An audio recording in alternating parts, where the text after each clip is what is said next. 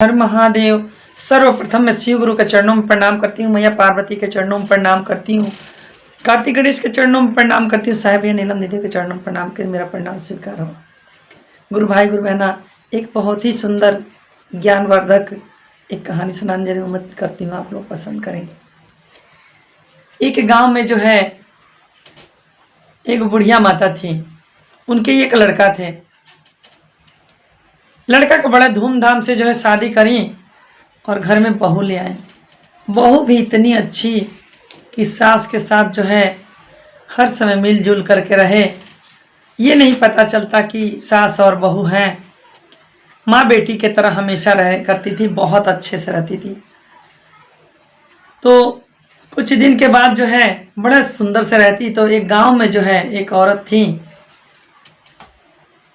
वो कितनी औरतें ऐसी होती हैं गुरु बहना कि उनको जो है किसी का घर अच्छा चलते हुए देखना नहीं चाहती हैं, अच्छा उनको नहीं लगता है।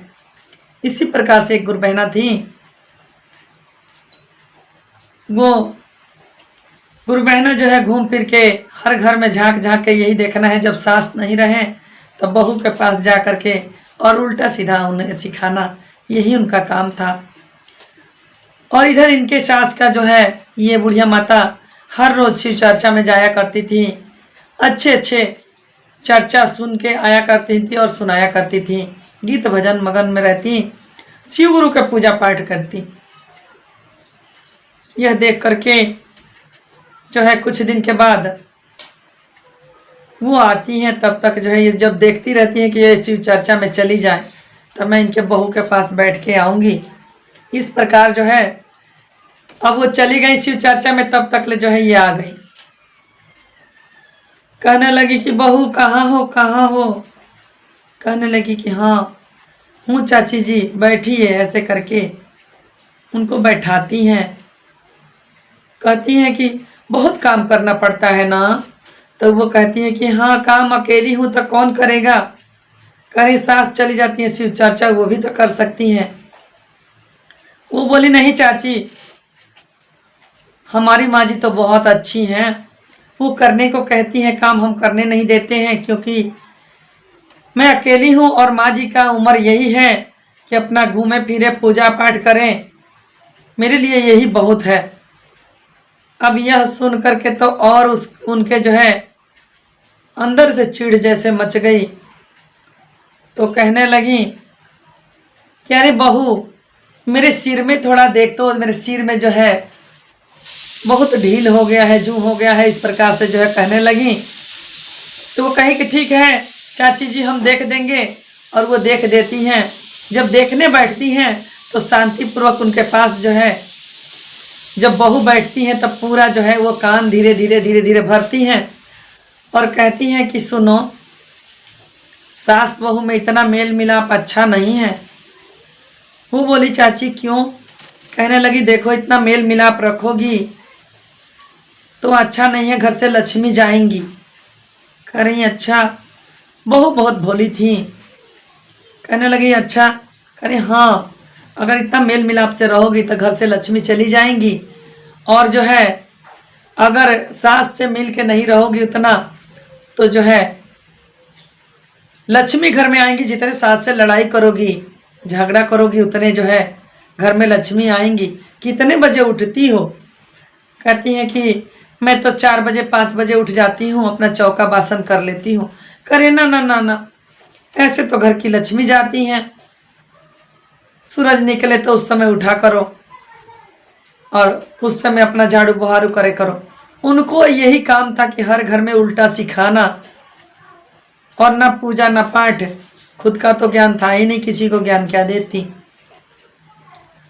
अब जो है ये कहने लगी कि नहीं मेरी सास तो मुझे अपनी बेटी की तरह मानती है, मैं उनसे लड़ाई कैसे करूँगी।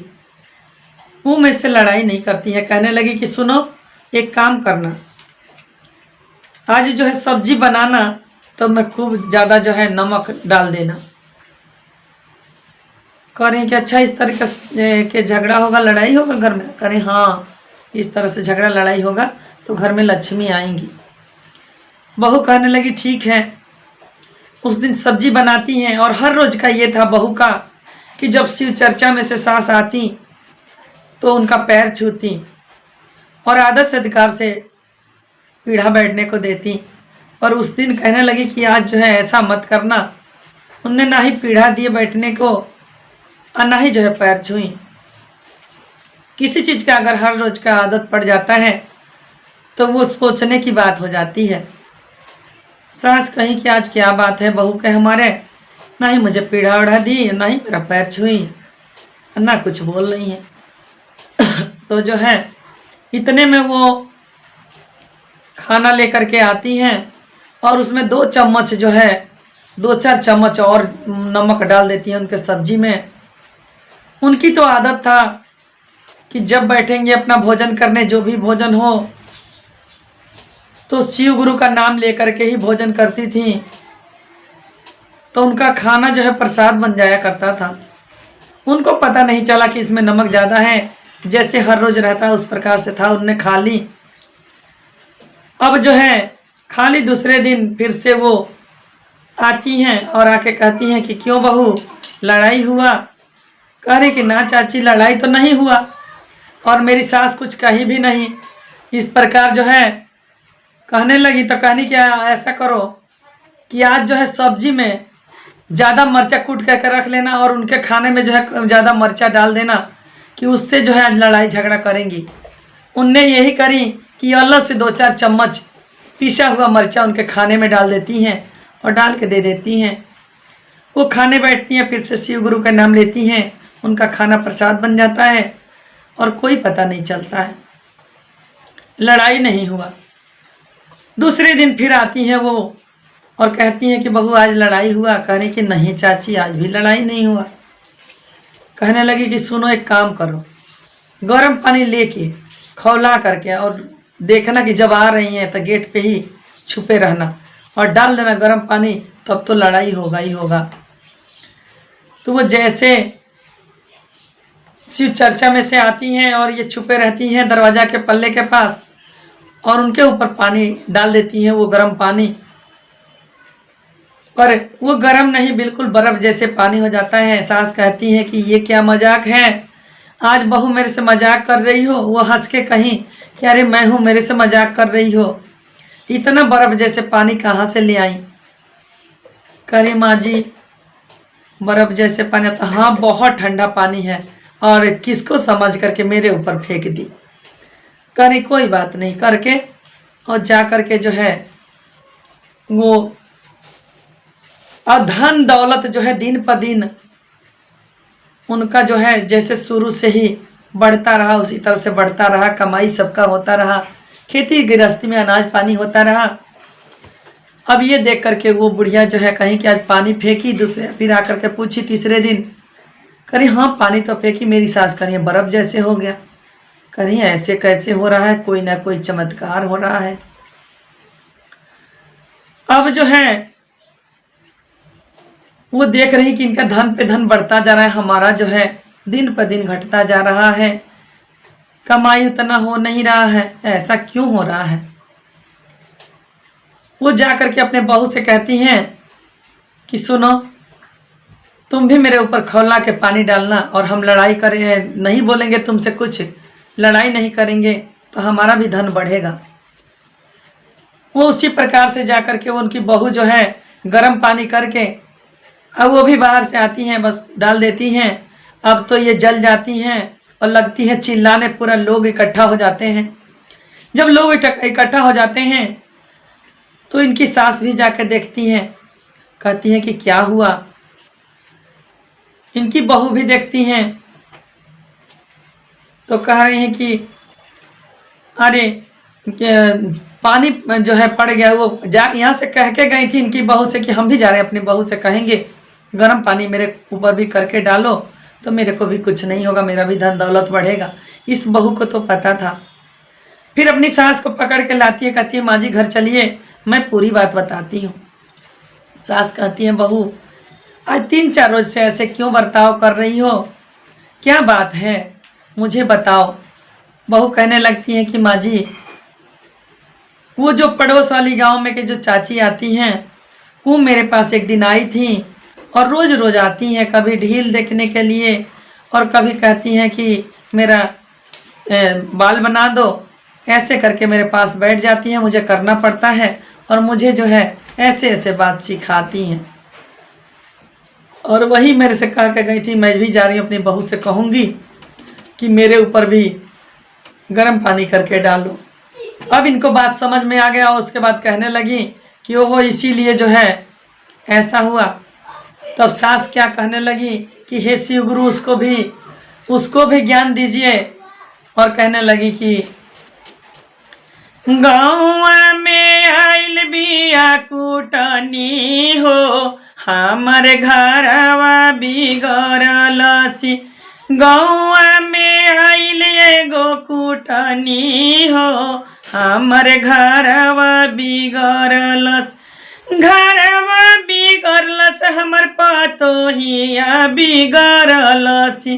घरवा बिगड़लसी हमर पतोहिया बिगड़लसी। गाँव में आइल बिया कुटनी हो, हमर घरवा बिगड़लसी। टोलवा में आइल बिया कुटनी हो, हमर घरवा बिगड़लसी।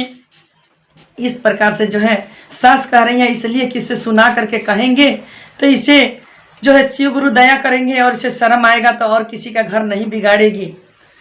तो अब जो है सुना सुना के ऐसी गा रही हैं, कह रही हैं। और इनका तो सब कुछ रक्षा शिव गुरु करते थे। तो कहती हैं कौन भैया रहिया देखावलन, कौन भैया रहिया देखाव, कौन भैया आइलन हो नियम बतावलन, कौन भैया आइलन हो नियम बतावलन, कौन दीदी नियम सजोवली हो, कौन गुरुदाया बरिसवलन, कौन दीदी नियम सजोवली हो, कौन गुरुदाया बरिसवल। हरिंदर भैया आइलन हो नियम बतावलन, हरिंदर भैया आइलन हो नियम बतावलन, नीलन दीदी नियम सजोवली हो, शिव गुरु दया बरिसवलन, नीलम दीदी नियम सजोवली हो, शिव गुरु दया बरिसवलन। गाँव में आइल एगो कुटनी हो, हमर घरवा बिगड़लस, घरवा बिगड़लस पतोहिया बिगड़लस। गाँव में आइल एगो कुटनी हो, हमर घरवा बिगड़लस। इस प्रकार से जो है समझाने के लिए वो गा रही हैं, सुना रही हैं कि उसे भी समझ आ जाए, शिव गुरु उसे भी अपना दया बरसावें, उसे भी ज्ञान दे। इस प्रकार से जो है वो गा गा के समझाई। हर हर महादेव।